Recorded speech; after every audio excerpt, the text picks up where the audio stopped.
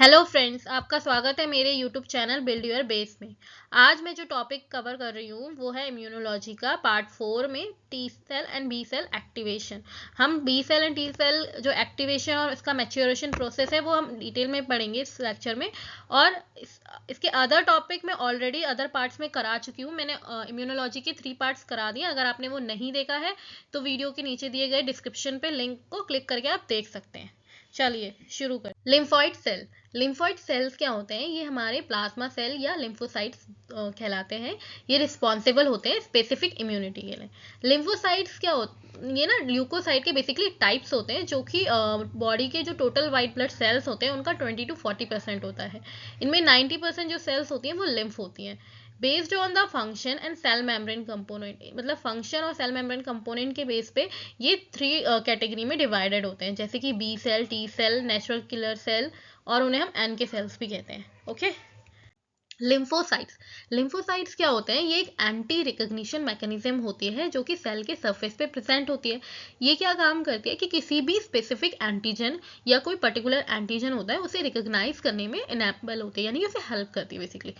इसमें क्या होता है ना, जो इम्यूनो कंपोनेंट सेल्स होते हैं ना, उनका जो इम्यून रिस्पॉन्स है वो इनिशिएट होता है किसी स्पेसिफिक एंटीजन की वजह से। ठीक है। ये जो नेचर है ना इम्यूनो रिस्पॉन्स का, ये डिपेंड करता है कि या तो वो सेल बी सेल है या वो टी सेल है।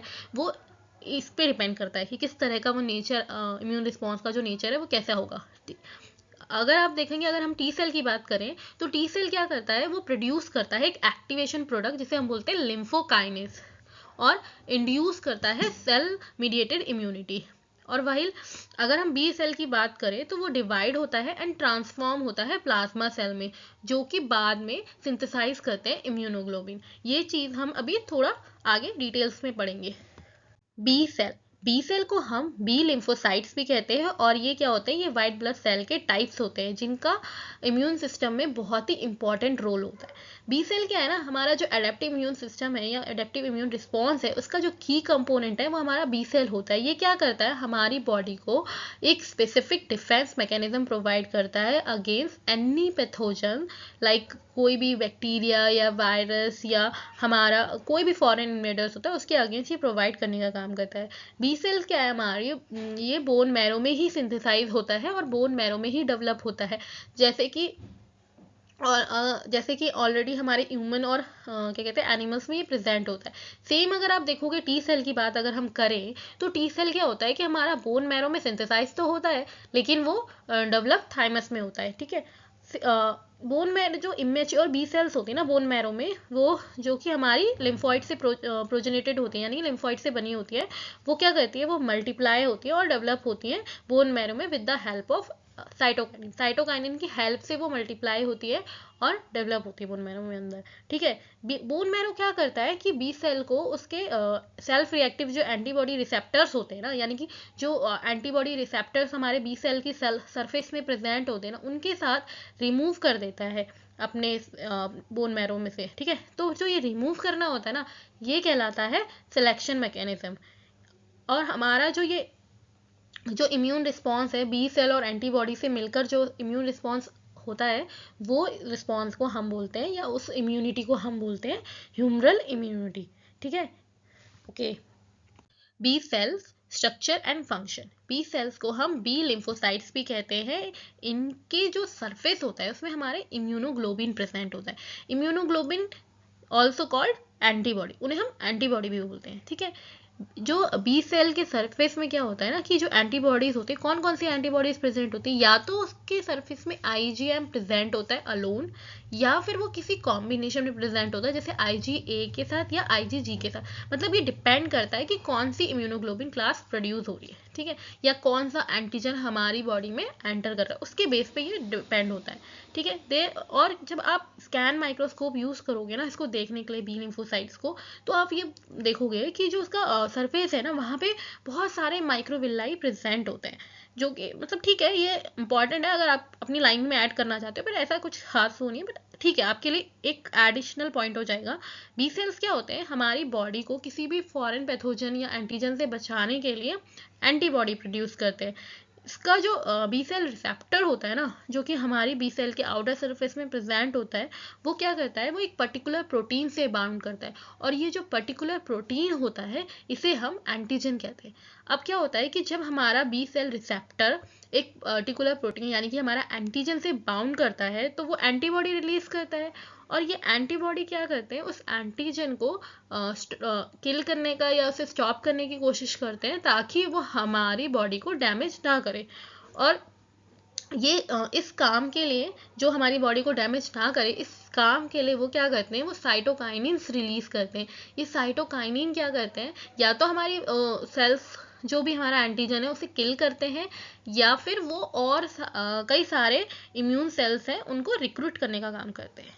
ठीक है, अब हम बी सेल का एक्टिवेशन और मैच्योरेशन ये सब आगे बढ़ते हैं। ठीक है, चलो। B cell maturation. B cell का हमें, जैसा ऑलरेडी मैं आपको डिटेल में बता चुकी हूँ, बी सेल होता क्या है, कैसे किया है। हमें पता है कि बी सेल का जो सिंथेसिस होता है और जो मैच्योरेशन होता है वो दोनों ही हमारा बोन मैरो में होता है। ठीक है, अब क्या होता है इस प्रोसेस में, सबसे पहले जो हमारी स्टेम सेल होती है वो डिफ्रेंशिएट होती है प्रोजेनिटर बी सेल में, वो प्रो बी सेल बनाता है।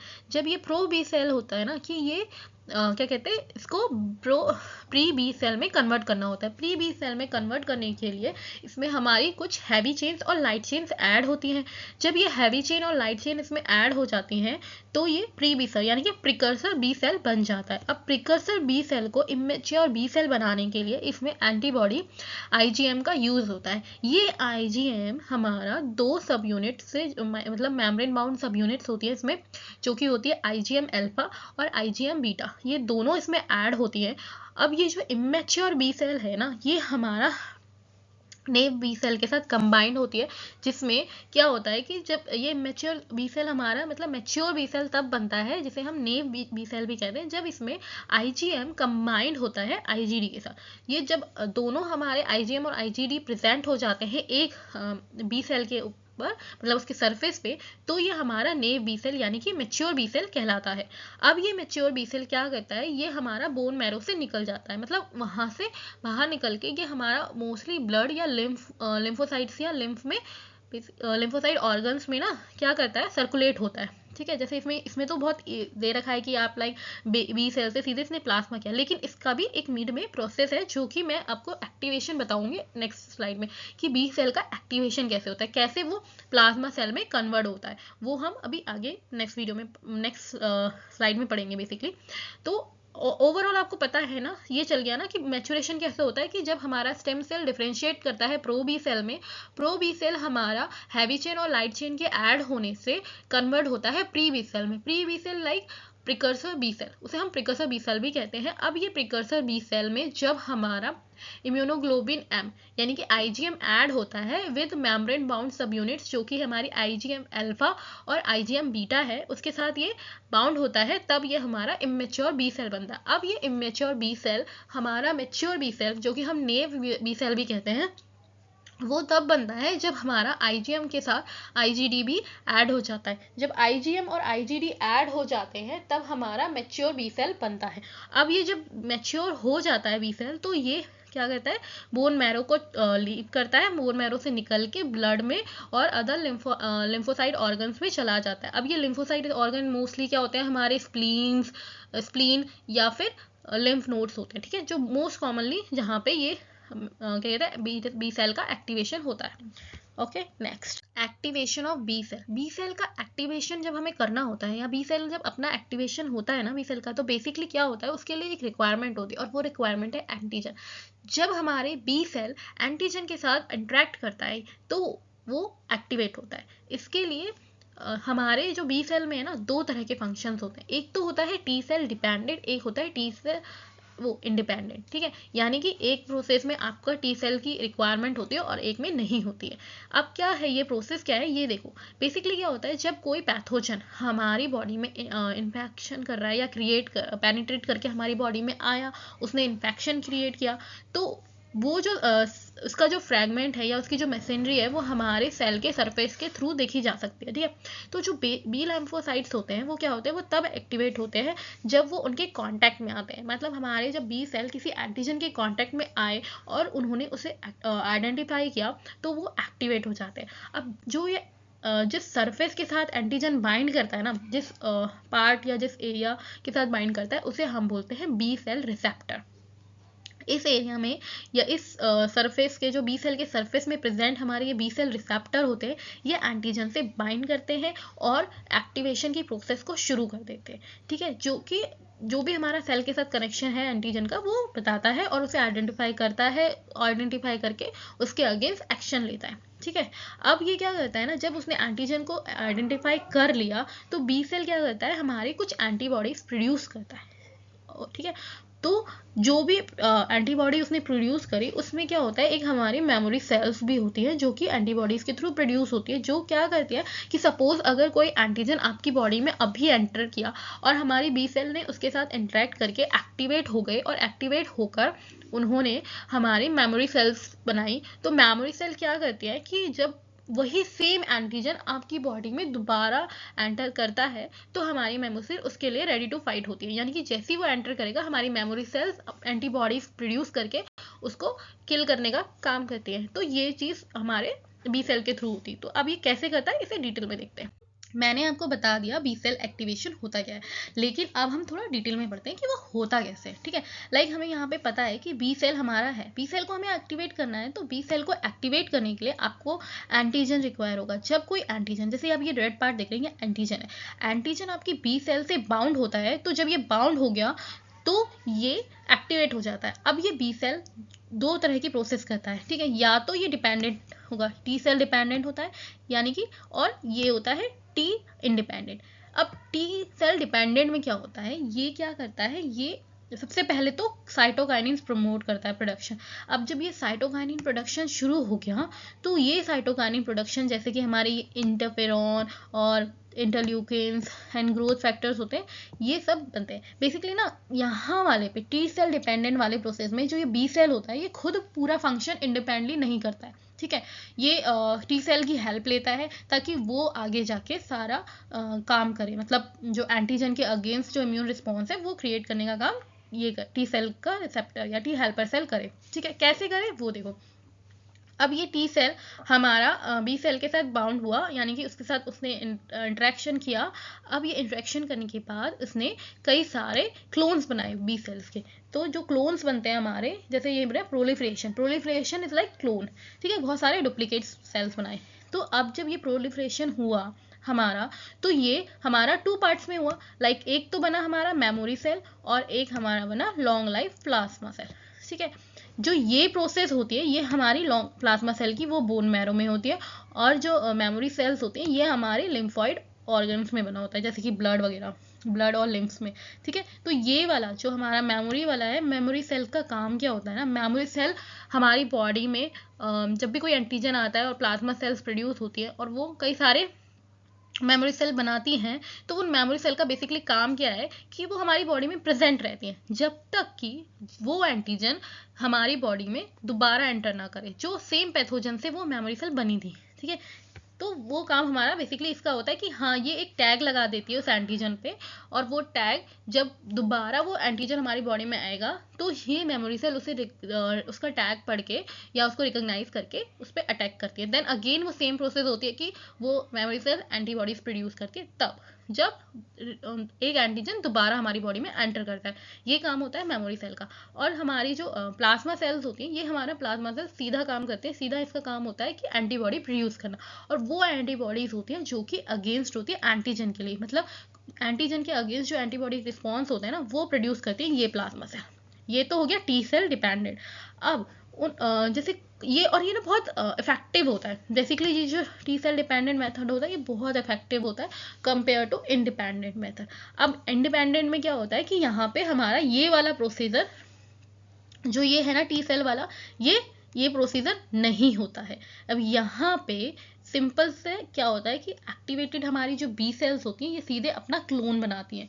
अब इन्होंने क्लोन बनाया और क्लोन बना के सीधे प्लाज्मा शेल बनाए जो कि शॉर्ट लाइव्ड होते हैं, मतलब ये सिर्फ अपने एंटीबॉडीज प्रोड्यूस करते हैं और उसके बाद ये डिस्ट्रॉय हो जाते हैं। ठीक है, उसके साथ तो ये इसने क्या किया, आईजीएम वाला सिंपल आईजीएम लिया, उसकी एंटीबॉडीज बना दी, और हमारा और जो ये प्रोसेस होते हैं ये लिम्फॉइड ऑर्गन में होता है। और मैंने ऑलरेडी बताया कि ये ज़्यादा स्पेसिफिक नहीं होता, बेसिकली लाइक आप कह सकते हैं स्ट्रांग नहीं होता ये इम्यून रिस्पॉन्स, कि बहुत कम है, कम डेंजरस अगर कोई है एंटीजन, उस केस में ये यूज़ हो सकता है कि लाइक टी इंडिपेंडेंट प्रोसेस कर सकते हैं। लेकिन अगर वो डेंजरस है, हमारी बॉडी पे वो ज़्यादा इफेक्टिव है और मतलब डैमेज कर रहा है हमारी बॉडी को ज़्यादा, तो उस केस में हमें टी हेल्पर सेल की हेल्प लेनी ही पड़ती है।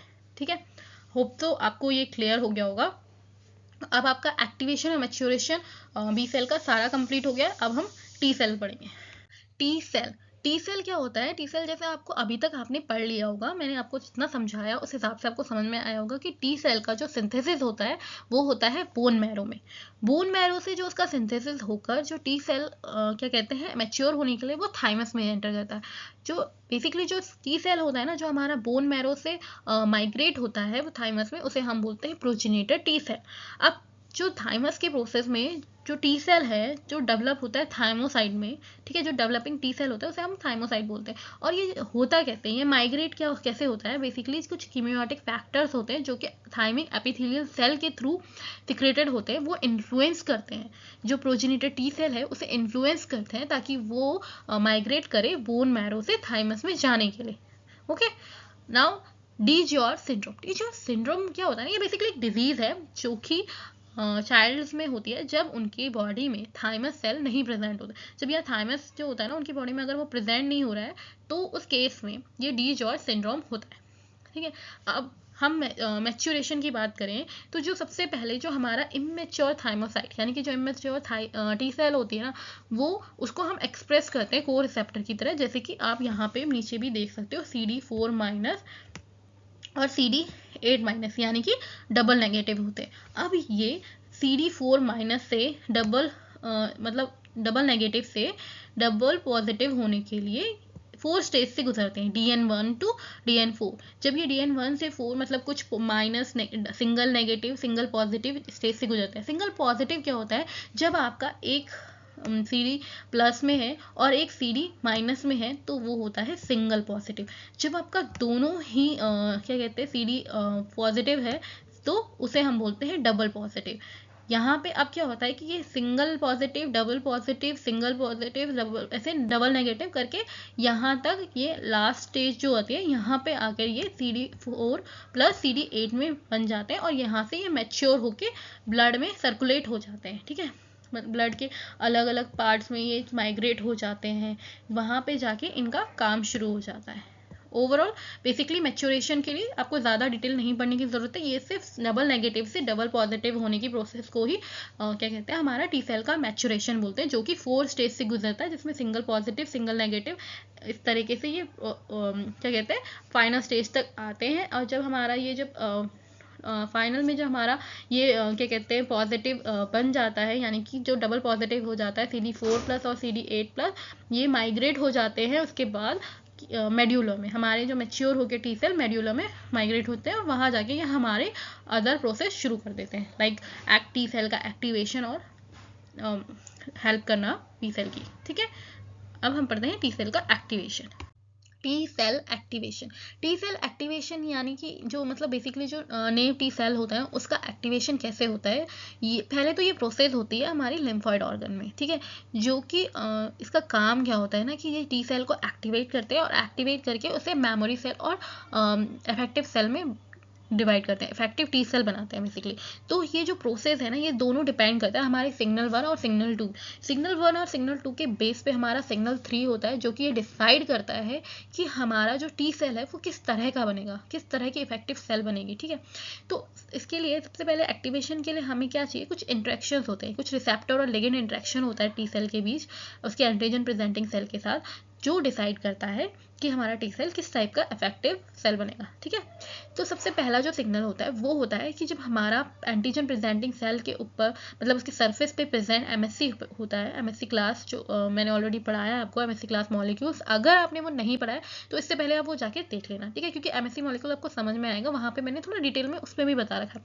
तो जब MSC मॉलिक्यूल्स हमारा पेप्टाइड के साथ बाउंड करता है, उसके साथ इंटरेक्ट होता है, जो इंटरेक्ट करके जो इंटरेक्ट करता है और अटैच हो जाता है टी सेल रिसेप्टर पे। ठीक है, ये सिग्नल 1 होता है। अब सिग्नल 2 क्या होता है कि जब हमारा कोई प्रोटीन को स्टिमुलेटरी प्रोटीन होता है जो कि को रिसेप्टर प्रोटीन यानी कि CD28 के साथ CD28 को रिकॉग्नाइज करता है टी सेल के रिसेप्टर पे।